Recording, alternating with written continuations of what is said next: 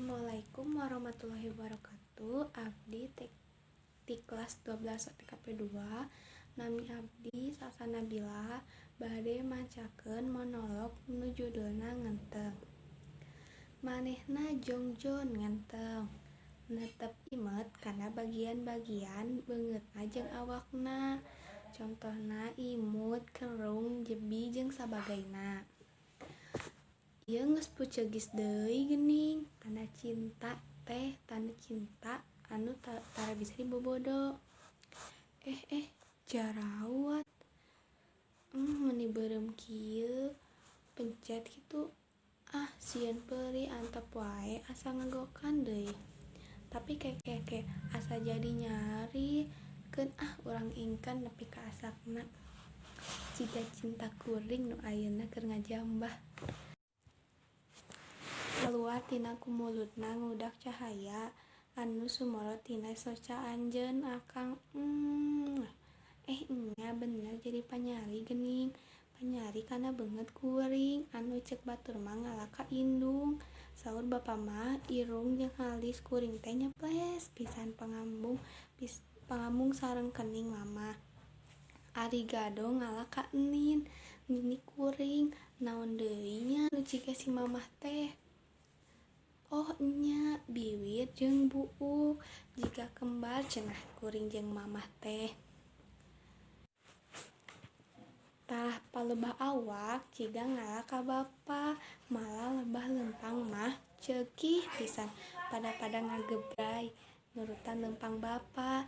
Saur Mang Omen mah kuring teh fotokopian bapa, ari bapa nya ti saha deui, ari lain fotokopian ti bapana deui mah nya ti aki kuring cenah eta oge.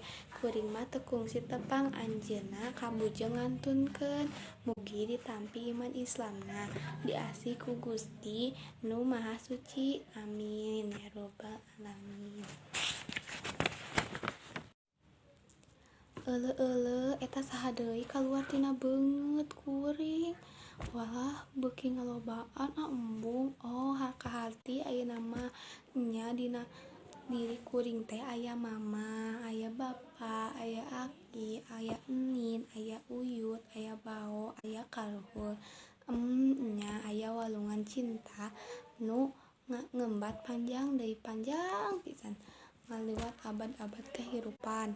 Eta walungan teh ngocor ti Rama jeung Ibu Hawa, terus ka karuhun, ka nini, aki, ka indung bapa, terus ngamurari dina diri kuring. Nya aya cinta aranjeun baris dipiara ku kuring. Walungan cinta aranjeun anu ngamuara dina diri kuring, moal di kotoran, moal digeugeureum mugi Gusti Ngapi ngajaring ka diri. Ayeuna mah hate kuring keur meujeuhna bungah. Cinta mekar dina dada bareng jeung jarawat anu melentung dina ieu pipi.